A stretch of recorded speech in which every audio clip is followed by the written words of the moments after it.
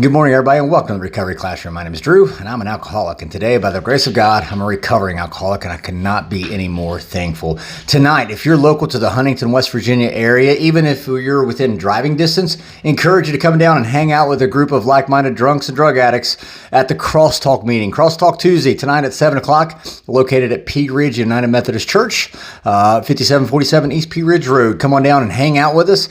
Now, I can assure you, if you've never been to a Crosstalk meeting, I'm pretty confident you've probably never been to a meeting like this. So come on down, hang out with us tonight at 7 o'clock. And if you're not local to the area, you can hang out with us on Saturday nights at 9 o'clock Eastern Time, Crosstalk Online. You can go to recoveryclassroom.org/XTO to find out how to connect, or you can just type in crosstalkmeeting.org. It'll bring you right to the same place. So the big book talks about it, and regardless if you're talking about the big book or the big book, whichever book, big book you're talking about, there's one common reoccurring theme, and that's basically for us to be of maximum service to our fellows. So in other words, to help people, everyone we can.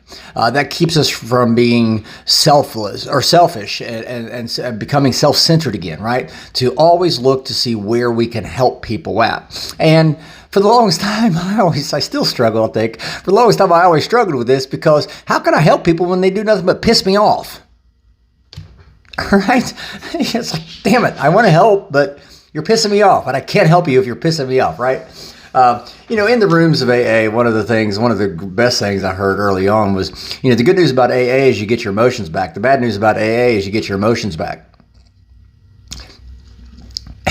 The emotions are not a problem. It's how we respond to the emotions. And usually whenever I'm trying to talk to somebody, I'm, trying to convince them of something, or tell them, something that they need to hear, they get pissed, or I get pissed. Maybe they're telling me something I need to hear and I get pissed. And next thing you know, we create this controversy. We create this, what am I trying to say? This debate, if you will. Sometimes it can even turn into a flat out argument. I was thinking about it this morning. I always say I'm really not a smart person when it comes to my job. There are a whole lot of other smart people, smarter, I should say, than me when it comes to what I do professionally. Now, I always say, sure, there may be a lot of people out there who are a lot smarter than me and that can do my job, but there's no one that can do my job the way that I do my job, right? The way that I do my job. I love my job. My professional job, it's a dream, and so I don't even think of it as a job. I wake up every morning, let me pitch in, right? It's the passion I put behind my job, behind the way I do my job, and that really kind of falls over into this conversation about whenever we have disagreements with people, things like that. It's not necessarily what we say, but how we say it. It's not necessarily what we do, but how we do it. Again, the problem is how we respond to our emotions. And when we respond certain ways to our emotions, well, we start sliding backwards into that realm of, self-centeredness, if you will, and becoming selfish again. And I don't want to do that. I don't want to, I don't want to go there. Now, with all this being said, it's perfectly normal to have disagreements with somebody. Absolutely. I'm not saying that, Eric and I agree on every single thing. He likes the Yankees, for crying out loud. I mean, come on. I like the Astros, not going back to, World Series a couple years ago, but it's okay for people to disagree. But it's whenever we stop trying to force our opinions, our perspectives on people, whenever we stop trying to force it on them and say, be able to step back and say, okay, this is what you think, this is what I think, and okay, there's obviously a divide, but that's okay. Doesn't mean I still can't help you. Doesn't mean I still can't help you progress in your journey, or you can help, that doesn't mean you can't still help me progress in my journey through recovery.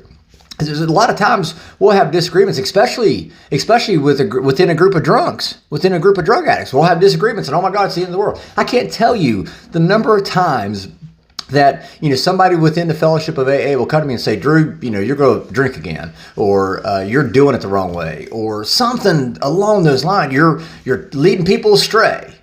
Well, first of all, I didn't know I was leading people, but whatever, that's beside the point. And what I try to do in those situations when, they're not aware of necessarily of the effects that communication has. As human beings, we have to communicate. We have to communicate ideas, thoughts, emotions even. Sometimes we communicate emotions, right? And it all comes back to being of maximum service, I like to say, to be of maximum communication efficiency.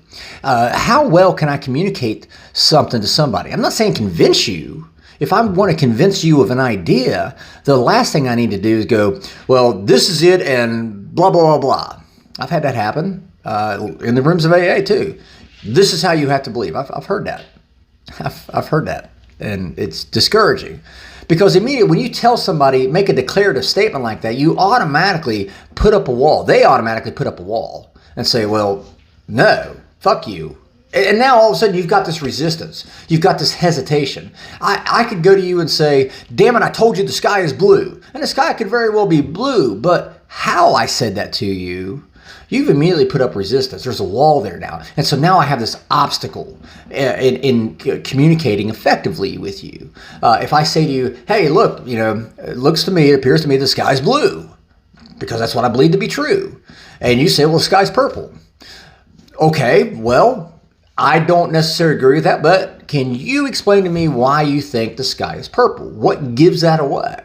So now all I've started doing now is opening the door for further dialogue, further communication. And that's the point of our crosstalk meetings. That's the point of our crosstalk meeting. See, we don't want people just coming in there, sitting there and going, hi, my name is Drew.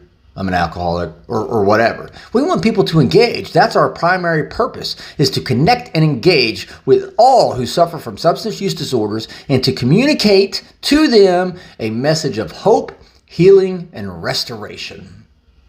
Well, if I come in and start asking you questions about why you think it's hopeless and start showing you alternatives, I've now removed that declarative statement, and now I'm asking you to share with me so I can help better understand where you're coming from. Now all of a sudden I got my room full of communication is wide open. I have so much more navigation room, if you will. I want to encourage you today, if you may have disagreements, people inside or outside the fellowship, it doesn't matter. Disagreements are perfectly normal. We're all human. We all have different ideas and different modes of thinking, and there's nothing wrong with that. It's perfectly normal to have disagreements with people. It becomes problematic whenever we start acting out on those emotions that we feel from those disagreements. Well, that son of a bitch pissed me off. I get that. Again, at the end of the day, our goal is to be of maximum service to God and to our fellows, to others within our life. How can I do that if I'm coming across a certain way? How can I do that if I'm pissing this person off and making them put up a wall? It's a lot easier to attract bees with honey rather than vinegar, right? So if I want to communicate an idea or a perception, even an understanding to you, the last thing I need to do is just tell you this is how it is, because then you're not going to be quite as receptive to that idea. I'm not saying you still have to agree with it, but at least it allows you to understand where I'm coming from, and at least I can understand where you're coming from too. So with that being said, I'll let you guys go. Hope you guys have an absolute kick-ass Tuesday. Again, tonight's Crosstalk meeting, Pea Ridge United Methodist Church, 7 o'clock. If you're local to the Huntington, West Virginia area, I encourage you to come on down. If you guys have a topic that you'd like to hear discussed, you can drop it in the Recovery Classroom private group. It's a private group on Facebook. We maintain anonymity there. You can drop it in there. There's a whole slew of us in there that would be more than happy to take a look at it for you and see what we can do. Or you can email me directly, Drew, D-R-E-W, at recoveryclassroom.org. I'll take a look at it and see how we can fit it in. Thank you guys for letting me come in and share 5 to 10 minutes of your day with you. You guys absolutely keep me sober, and I cannot be any more appreciative, and I know my family appreciates it too. We'll be talking again soon. We'll continue the big book review here later on this week. Well, again, we'll be talking again soon. We'll see you guys. Remember, you can't get drunk if you don't take that first drink.